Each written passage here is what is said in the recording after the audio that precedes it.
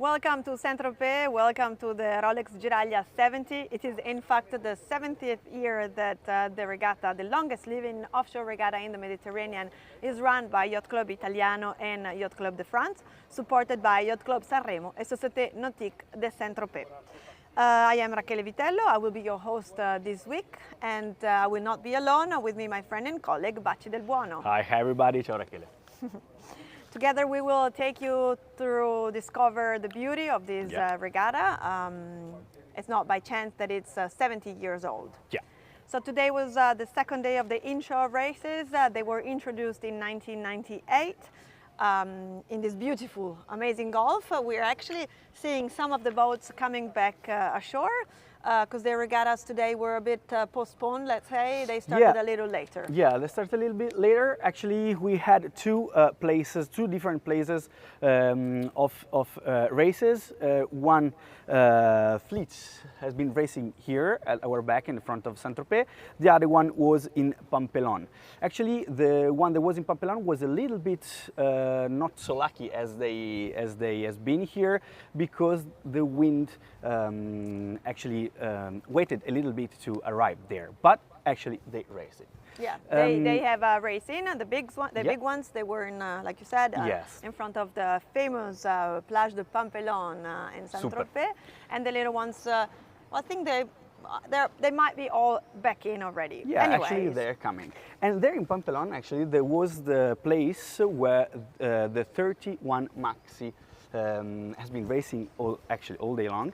And this is really great stuff, because in this edition of ROLEX GIRAGLIA, the number of the Maxi that take place is growing year by year. And this edition, as we mentioned yesterday, we have 31 boats racing against once against the other, to try to top the big record that is actually. So every offshore regatta has got this peculiarity that it's got a record, and this record, everybody wants to beat the record. Yeah, definitely. And the record they're trying to beat this year, it goes back to 2012, and it was actually registered by Azimut Europa, a 100-footer that is actually racing here. But let's not say anything more. Let's discover. I was saying that. Yes, let's discover what you need to beat the 2023 record in Giraglia.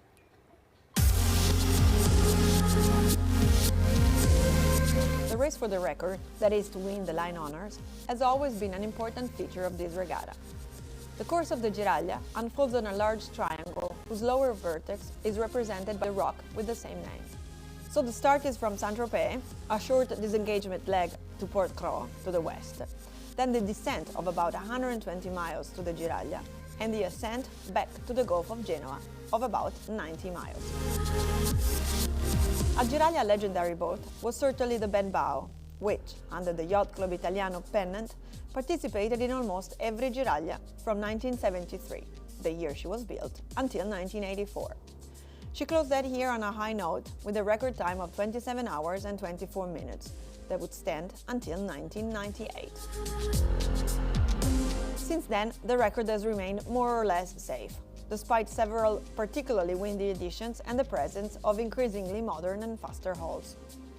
The record has been in the hands of Igor Simchit's 100-footer Azimut Europa since 2012, which finished the round trip in 14 hours, 56 minutes and 16 seconds.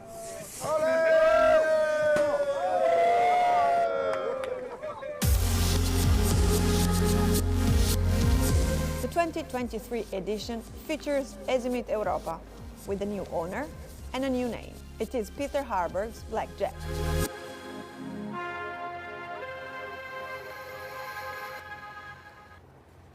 Amazing vintage footage, really amazing. Lovely. It's really a piece of history, of sailing history. Yes. And it's really incredible. It is actually unbelievable to think that this regatta has been going on for 70 years.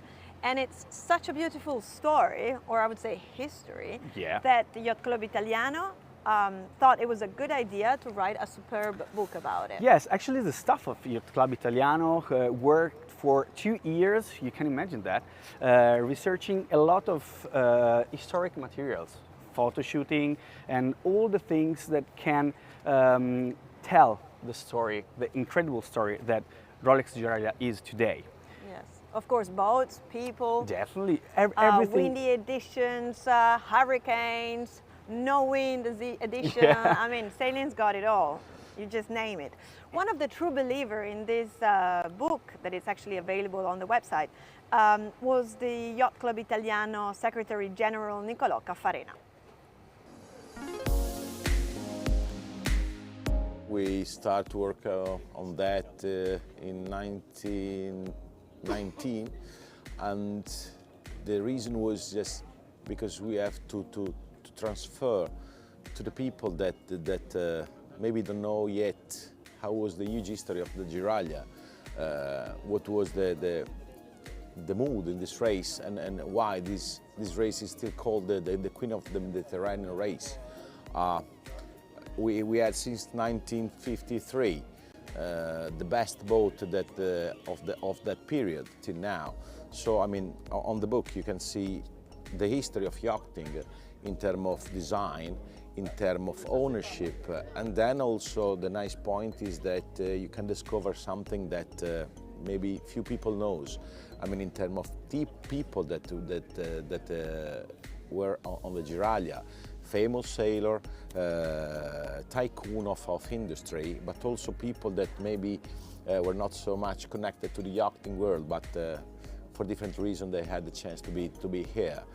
The difficult challenge was to summarize everything, but even if we summarize, at the end it's around 400 pages. So it was not easy to select the picture, because starting from the beginning of the race up to now, of course, with the modern technology, we had a fantastic variety of choice of images. So it's going to be a book that I think that can be good to read, of course, for people that love sailing, but also if someone is not so much involved in sailing, can have fun and can discover something unique. The favorite part is the beginning. So when I see the first period with this kind of picture, when you can see this kind of boat racing, as I see here, you can see air or other very, very big boat for that time, and the approach with and also the people, the pioneer, as I say here, for example, is Gianni Lancia. Everyone knows Lancia as a world famous automotive brand, but Mr. Gianni Lancia has also a fantastic yacht, and he was here on the Giraglia. So this is one, for example, one of the people that maybe few knows that were also racing here. And then, despite of Gianni Lancia, is Gaston de Fer, the famous major of Marsiglia. Another thing that came in my mind, there was a crazy guy in France that built, keeping the star class that was racing at that time on the Olympic Games. He decided to build a big star, was exactly the same, but was around, I think close to 20-meter boat, a huge star of 20 meters. People call, in our area, they call the Starum, the big star. The trouble was that on no wind condition, the keel was very flat. So on a wavy condition, it was on the seaside, bam, bam. So many old guys of the club told me, in the night you can hear where was the Starum, because you feel in the night also miles of distance, chaff on the water, because this star was jumping on the water, and that was not a good project, because I think that the result was not good at all. But anyway, again, you can see and you can read something that many people don't know, but as I say, each person that now is doing the Giraglia, or someone that will run the Giraglia in the future, with this book will understand that once in the life you have to be here, and you have to run one of the most important races of the world, for sure.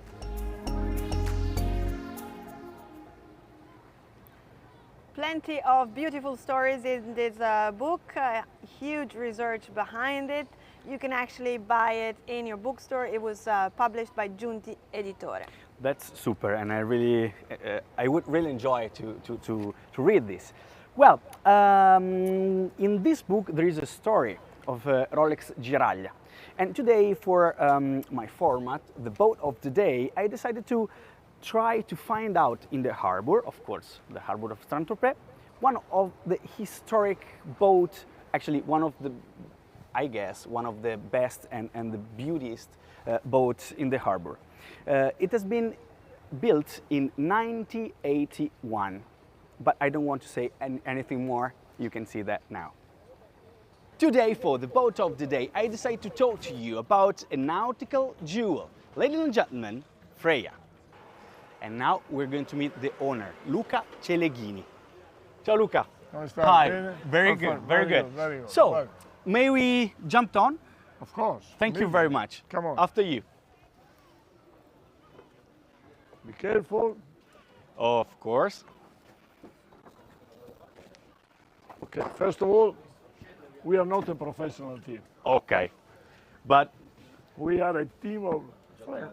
you're a professional owner actually, because it's so beautiful, huh? Yes. Okay, let's say everybody is working in order to keep the boat in the proper condition, but we are a team of friends. Only super. sportsmen. and this is Okay. the soul of Giraglia. Come on. So, which kind of boat is this one? Ciao guys. Okay, you know, maybe you know Sciarelli. Sciarelli was a Yes. very famous. Okay, this was one of the biggest boats of Sciarelli, Okay, which originally was manufactured for a family. okay. And then step by step was revised and adjusted in order to be also a little bit competitive. Super. We bought it in 2004 and we have completely refitted. And from that time we're using 2 months a year for regatta and 2 months a year for Cruising, super. cruising. So, we can go Come in the on. bow? Okay, Yeah. super.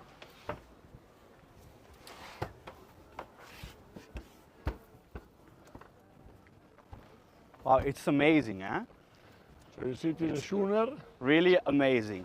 with 2 masts, and the mast, let's say we have the possibility to choose the sails for, let's say, large, Okay. for offshore regatta, Okay. between the 2 sets, the original set and some additional boat sails. We have, let's say, equipped the boat in the during the year we are using. So Okay. originally there was no Janaker, there Okay. was another big sail that we are using, sometimes boats. Okay. And then we have added, of course, some other sails for different, let's say, sailing way. Yeah, Okay. super. Anyway, we met when I bought the boat. I met Sciarelli, he was still Wow. living, and we tried to agree with him some upgrading of the boat, but it was completely forbidden. Really? Forbidden. You couldn't not touch anything. Don't touch it. Don't touch it. Even the weight of the sail or whatever it is. The boat is designed in this way, and you have to And you have to, in this way. keep it. Okay, that's super. So, we can go inside to have a course, look inside. of course. So you need, everything is bronze. Yes. This is another big advantage. It's every winch, everything Everything is is in bronze. bronze. Wow, lovely, huh? Okay, so this is the dinette, this is the control station. And we have Wow. two big room, Okay, each one with its independent bathroom, here and here. okay. And we have an additional room here for 2 persons. Pardon. Not one. There was somewhere there. Bath. And then we have over there, we have here the kitchen. Bonjour. Bonjour. And then in front of it, we have the department for the team. Okay. So we have there an independent bath, we have the room, Hello. and the place of the sails, and the place of the chain, whatever it is. Okay? That's amazing. So Luca, thank you very much to have us here, and I really want to say to you, have a good regatta. That's great. Oh, it's been amazing journey. Thank you We so are much. expecting much better wind. Let's hope. Definitely. So have a good sailing day. Thank you very Okay, much. Thank you, bye. Ciao. Ciao, ciao. That was incredible, huh? It was That's a incredible, really beautiful incredible. boat. Great owner, I have to say. This Luca seems really funny. And I really want to say thank you to him and to his crew for have us on board with them. In fact, I think what makes the Giraglia spectacular regatta is not just the boats, but it's more the people on the boats. You're definitely right. And yesterday, here in Saint-Tropez, there was the daily prize giving, of course, of inshore races and even the link for the link regatta. Oh, the one from Sanremo to Saint-Tropez. That's right. So I've been there and I get a little bit a tour inside the crew, the people that was having fun all together. You get to have a chat with some of them. Let's see. Yeah. Guys, may I ask you, how many Giraglia have you attended? This is my first one. Just one. It's the first one. Okay? It's the first one. The first one, the first time. 12. 12, yes. How many Giraglia have you attended? At least 25. What is Giraglia for you? I know it's one of the most special races in the Mediterranean, and I'm quite impressed by the number of boats you had today. And look at this, the setting is great, so I think it's the combination of the sports, the real sports, and then the seamanship and everything that's around it. That's great. It's a challenge. It's just training, a way of training, because I'd like to sail for job. The best regatta of the world. Giraglia 3. One of the most beautiful races, guys. A big rock. That's great. Thank you, guys. Sorry. How many Giraglia have you attended?